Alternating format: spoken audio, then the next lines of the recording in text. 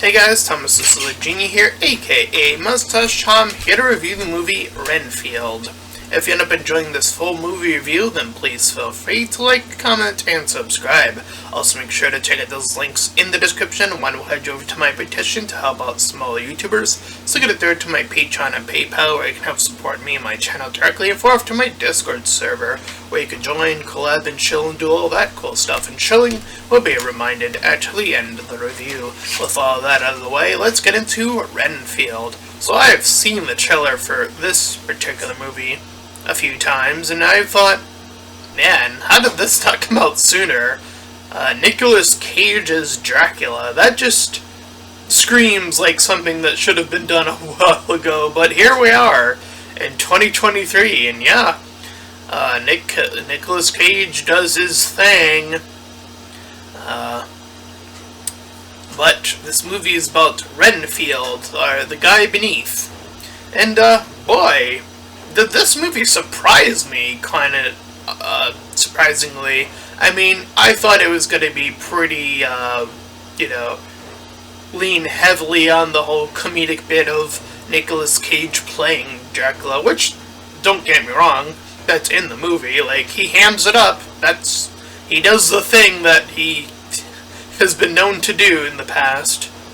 So that's in the movie, don't get it twisted. But this movie did surprise me in another way, and about what it's about. So let's get into that, and review it as objectively as possible. So, the movie begins, and we actually start out with a group of people that are talking about their ex-relationships, and we meet off with Caitlin, our first participant, who is talking about how her ex was a bit of a monster, and it becomes pretty clear as the movie goes on of like what this movie is trying to get across pretty heavily, which is great. And indeed, we cut to Renfield sort of in his thinking thoughts about how he met the one and only Dracula and becoming his, as he refers to it, as familiar. And in the process of becoming a familiar, he gets his own sets of powers by, as he literally says, eating bugs, which I know is weird, but that's just how it works. I'm sort of paraphrasing, but yeah, it's essentially how it goes. Anyway, we see that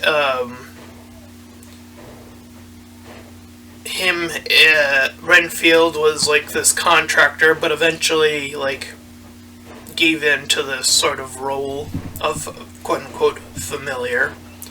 But Dracula had his work cut out for him too, as some people were trying to stop him. This priest and some, I guess, a bounty hunter of sorts, perhaps a famous, I don't know if it was supposed to be like based off of like, I'm actually blanking on his name, the famous vampire hunter, the guy, I don't know why I'm blanking on his name. Anyway, it's gonna eat me for this whole review that I'm completely blanking on that name. Anyway, point being is that Renfield feels like he has a chance to be free, but Dracula uses his words and his cunning to sort of let Renfield know that he is underneath, that he needs to serve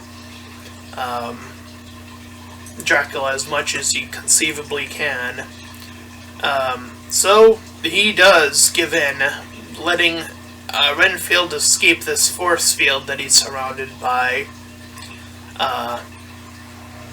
And yeah, Dracula then continues to, and I don't joke when I say explode the priest. I don't joke when I say that. He literally explodes the priest by bursting into him. I don't know if there's another way I can put that, other than that is what happens in the movie. But he is burned in the process of trying to do all of this, as there's some light cutting through the area. We then cut to present day in New Orleans. But Renfield tries to think of a clever strategy to serve his master, but not take on innocent people. He goes to these meetings that we see at the very beginning to find out about other people's monsters, hunt them down, and offer them up to Dracula. So he goes after this drug cartel, and he even starts knocking out some drug guys. But he's cut off by an incoming assassin. But one of the drug dealers sees that this is going on and ends up fleeing the scene, but gets arrested not too long after. After being fed these bodies, Dracula is not too keen on the source or the taste of these bodies.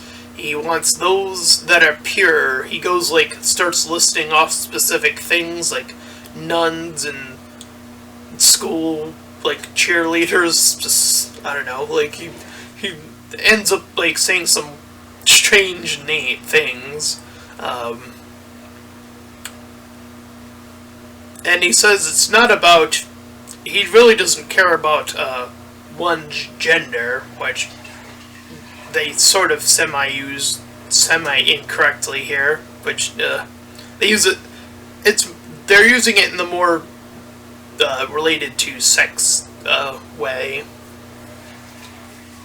which I guess is technically correct, but gender has changed in its meaning, so there's that too.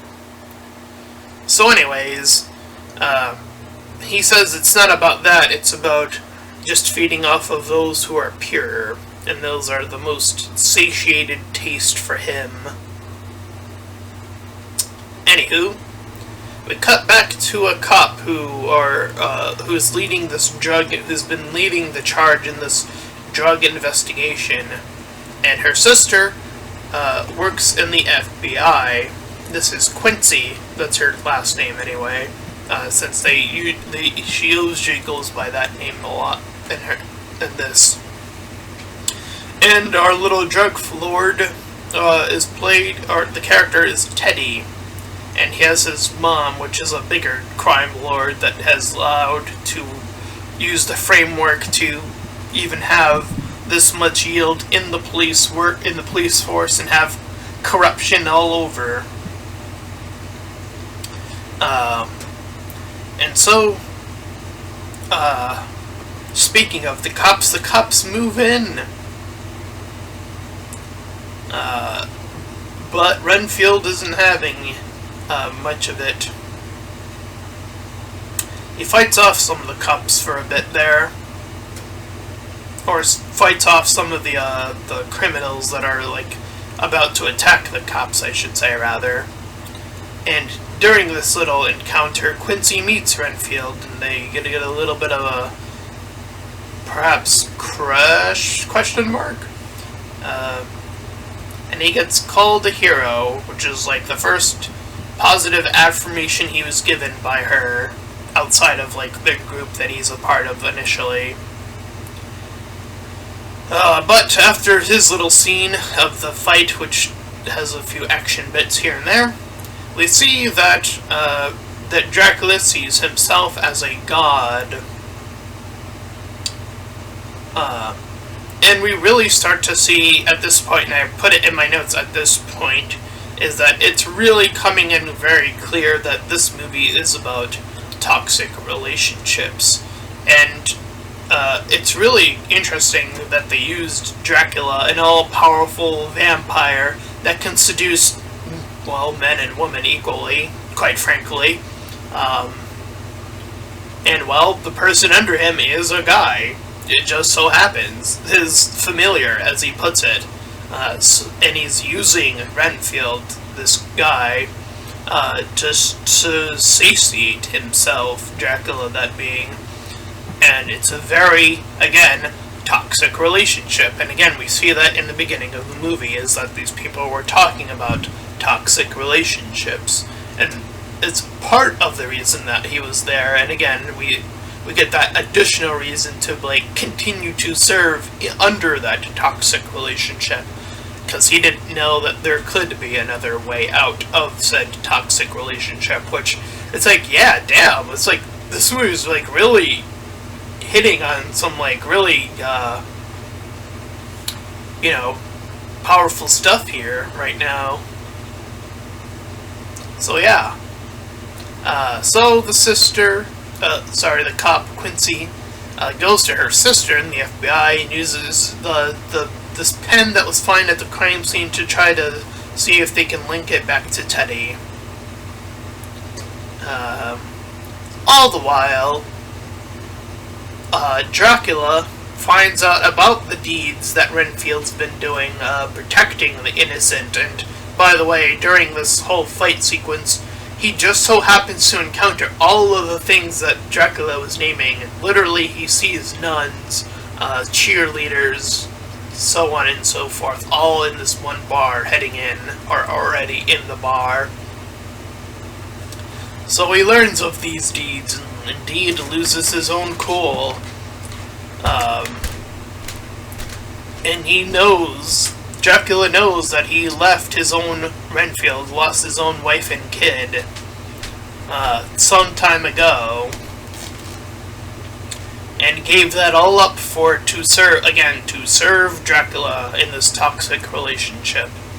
So he couldn't maintain a healthy relationship because of the toxic one, which is, again, very, like, it's so interesting that they put it in this context of, like, using such a visible, powerful force such as, well, Dracula himself. Anyway, so, he learns of Renfield's deeds some more, seeing the book that he was looking at, and sees that it was from the church, so he goes to the group, and Dracula is unfortunately invited in, because he goes by the vintage rules of a vampire must be invited in, and Renfield isn't so excited about that, as Dracula flies in the air, and people are like, holy shit, that's actually Dracula. And yeah, he proceeds to kill all of them, which has a bit of an interesting development later on in the film, but yeah, for the time's sake, he, like, just slaughters them all. All the while, Quinn, or Rebecca is her first name, is called in and sees that Renfield's the only one left, so he's the main suspect, unfortunately. So he ends up being arrested. But we see all of these corrupt cops coming in with the drug-dealing mom. But Rebecca drives off with Quinn, noting that all of this corruption is taking place and wants nothing to do with it, so they head out. All the while, we see that Dracula makes a deal with Teddy, our drug dealer here. But while that's going on, Renfield talks with Quincy at his place, and he explains quite frankly that he works indeed for Dracula, and she's like, huh, that's weird, for a bit. But after getting a call from her sister, and having her sister explain, like, yeah, this pen's, like, been used by some ancient, like, killer, she kind of, like, is like, oh, he's not actually joking at all, he's actually serious about what he's saying. But unfortunately, the cops move in on their location, the corrupt cops, and he is desperate to eat a bug, because as I mentioned, that's how he gets his powers, and manages to get one, and fights back. leaving a pile of bodies, like literally, at the end of it. And we then cut to the mom drug dealer being shown to Dracula, and these two have a little bit of a, perhaps of a kindred relationship status quo as Dracula goes on for the hand kiss. And Teddy's like, huh, that was weird. Anyway. So, the two, Renfield and Quincy, go to a dining spot to talk over more about what was going on there.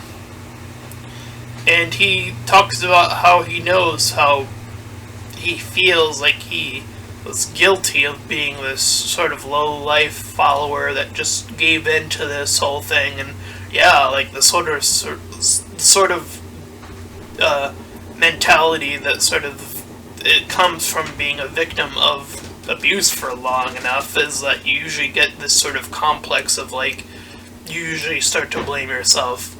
Also, really letting that carry through in the film is really well done here as well.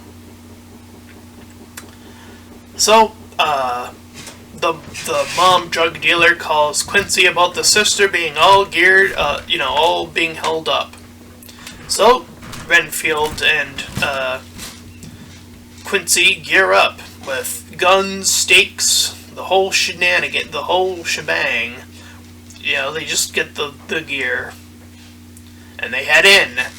But, unfortunately, all the goons get all powered up too, as well as Teddy. And so Teddy and Renfield fight up for a bit. Meanwhile, Quincy deals with Dracula. And the mom just, fucks off. And we see that he's using the messed up sister as, a ploy to get her to essentially resign from fighting back. So she sort of gives in to play a huge feint over him. Meanwhile, Renfield eats a fresh bug, and that allows him to gain the advantage over Teddy and knock him out for good by drop-kicking his stomach out of his, stomach. And exploding it outwards. Family-friendly fun. Anyway, so Quincy is looking around as lights are turned off, and Dracula is not having any of it, pulling her up into the air. She shoots his foot, and we were told earlier in the movie, I forgot to explain this, but Dracula's blood is used to heal other people, as we were shown it did for Renfield earlier. He had a gut wound from the assassin, and we see him use his blood to heal Renfield earlier in the movie, so they did set this up properly. So, and he even told her, Renfield had told Quincy about this as well. So she shoots the foot to get him to bleed, so his blood would drop into Renfield, and that gives enough energy back for Renfield to jump up and power slam him back to the ground. And finally, with all that done, Renfield officially fights back against his abuser, using all the affirmations he was taught about throughout the film, feeling now he's self-important, self-worth, codependent. And all the while, after dealing with Dracula and smashing him to bits, literally, after putting him in a new force field, they get her sister back using Dracula's blood that they just put in a tube. And yes, his blood is miraculous as he's able to literally resurrect the group at the beginning. And we get a little bit of a comic sort of end here where the guy who was leading this group is yeah, I've seen some stuff and I don't think any of us should have seen all going on about that for a bit. And yeah, he's a part of that group, and Quincy's along for the ride in that little meeting at the end there. And that was Renfield. And yeah, I gotta say, I was, again, pleasantly surprised by how they dealt with dealing with how this movie had a pretty significant theme in dealing with toxic relationships. Yeah. And the sort of consistency about, when you hear about the many tales of toxic relationships and how the victim becomes a sort of self-defeating sort of person in, real life, and how they translated that to the film. And again, using Dracula as a sort of all-powerful abuser. I think, the symbolism works really well. And they use it, and they, have the actual affirmations in the movie. They reinforce it really well. There's a lot of blood and gore, as well, to just, there's a little bit of action here. Nicolas Cage hams it up as Dracula, as I already said, so there's that as on top of all of that, meaningful sort of stuff to glean from the movie. And yeah, you have yourself a really solid movie. I'm like, damn, this movie went pretty hard. I'm thinking a 8, 9, or 10, solid, easily. Damn, this surpassed what I was thinking this movie was gonna be when I initially heard of it. My gosh. What a pleasantly surprising movie that just, came out of nowhere. Or, I guess, not nowhere, but you know what I mean. It feels like it came out of nowhere, almost, until you see the trailer, and then you're like, yeah, that's... Again, it doubles down into being no, actually, that feels like something that should have been done, a long time ago, or a bit ago. But, yeah, really interesting. Again, I think I would probably either give this, a 9 or a 10 out of 10, which I haven't done in a while, since the last movie I gave a 10 out of 10 was Everything, Everywhere, All at Once. So, yeah, I would definitely say check out Renfield if you haven't already. If you ended up enjoying this full movie review, then please feel free to like, comment, and subscribe. Also, make sure to check out those links in the description. One, head over to my petition to help out smaller YouTubers. Second, third, to my Patreon and PayPal, where you can help support me and my channel. And fourth, to my Discord server, where you can join and collab and do all that cool stuff. And until next time, everyone, bye-bye!